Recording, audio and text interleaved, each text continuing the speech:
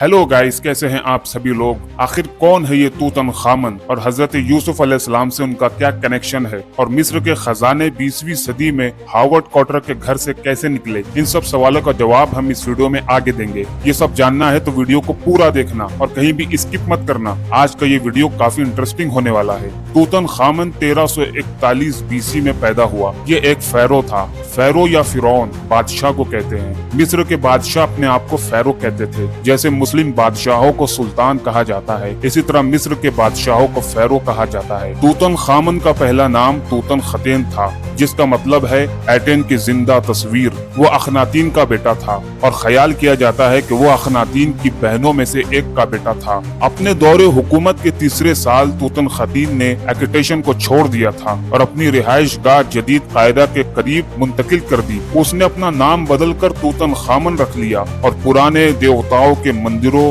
तस्वीर को जारी करने का फरमान जारी किया।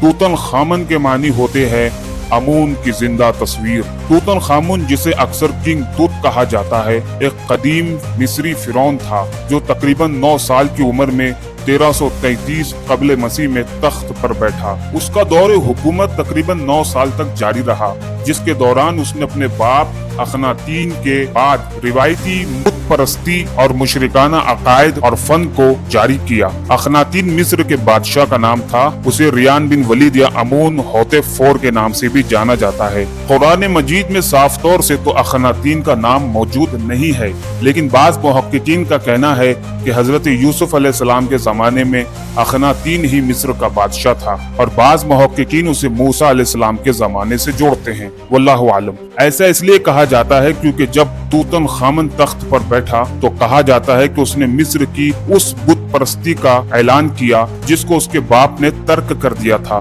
उस दौर ने उन मजहबी और सकाफती तरीकों की तरफ वापसी की जो अखनातीन की हुक्मरानी से पहले राइज थे। कदीम मिस्र के 18वें खानदान का एक बादशाह तूतनखामन का मकबरा वैली ऑफ द किंग में वाक़ है। ये मकबरा केवी 62 नंबर से भी जाना जाता है। ये 4 चेम्बर्स, कॉरिडोर और सीढ़ियों पर मुश्तमिल है। ये अपने वक्त के दीगर मिस्री शाही मकबरों के मुकाबले में छोटा और कम वसी पैमाने पर सजाया गया है, और ये शायद किसी गैर शाही फर्द के मकबरे के तौर पर शुरू हुआ था, जिसे बाद में तूतनखामन के इस्तेमाल के लिए ढाल लिया गया। दूसरे फिरौनों की तरह तूतनखामन को भी मुख्तलिफ किस्म के जैसे ताबूत, फर्नीचर, कपड़े और जेवरात के साथ दफन किया गया था। हालांकि गैर मामूली तौर पर महदूद जगह में इन सामान को बहुत ज्यादा पैक करना पड़ा था। उसकी माँ की शनाख्त गैर यकीनी है। अखनातीन की मौत के बाद तूतनखामन फिरौन बन गया, गालिबन ताकतवर मुशीरों की रहनुमाई में। तूतनखामन का इंतकाल 19 साल की उम्र में 1323 बीसी में गैर मुतवक्का तौर पर हुआ। हालिया मालूमात से पता चलता है कि उसकी मौत मलेरिया और हड्डियों के चटकने की वजह से हुई थी। उसका मकबरा केवी 62 1922 में ब्रिटिश आर्कियोलॉजिस्ट हावर्ड कॉटर ने वैली ऑफ द किंग में दरियाफ्त किया था। इसकी तफसील ये है कि हावर्ड कॉटर 9 मई 1874 को लंदन में पैदा हुए।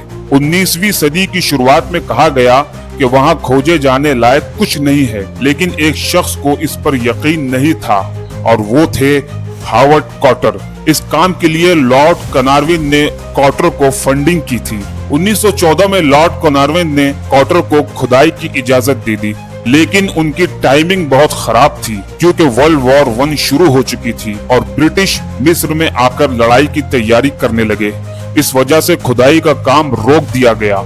बहरहाल उसके 3 साल बाद काम शुरू हुआ, और कहा जाता है कि हुसैन अब्दुल रसूल नाम का एक लड़का था जिसका काम मिट्टी से बने गोल तले वाले घड़े में पानी टीम तक पहुंचाना था। उसने अपने घड़े को रखने के लिए मिट्टी हटाने की कोशिश की, लेकिन वहां उसे सख्त जमीन मिली। हुसैन ने फौरन इस खोज की खबर आगे पहुंचाई। जब खुदाई की गई तो उन्हें सीढ़ियां नीचे की तरफ जाते हुए मिली। 1922 में उसने फैरो की कब्र की सीढ़ियां दरियाफ्त की। उसके बाद कई दिनों तक खुदाई का काम जारी रहा। 16 फरवरी 1923 को मकबरे के दरवाजे पहली बार खोले गए, और इस तरह 3,500 साल बाद इंसानी कदम फिरौन के मकबरे में पड़े। खोज के बाद तूतनखामन का लॉकेट हुसैन को पहनाकर हुसैन का शुक्रिया अदा किया गया। आप इस तस्वीर में देख सकते हैं।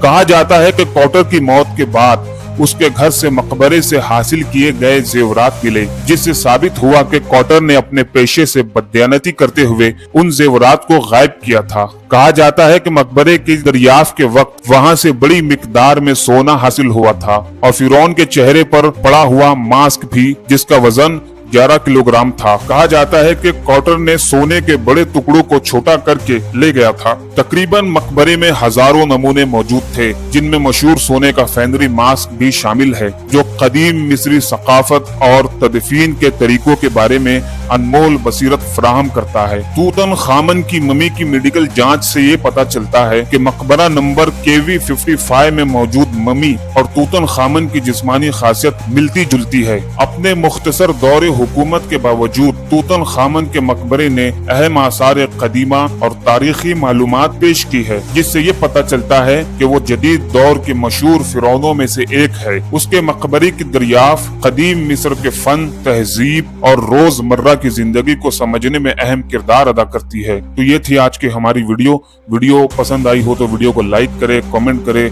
और चैनल पर नए हो तो चैनल को सब्सक्राइब करे और ऑल के बेल आइकन को क्लिक करे, ताकि इसी तरह की हमारी हर वीडियो सबसे पहले आप तक पहुंच सके।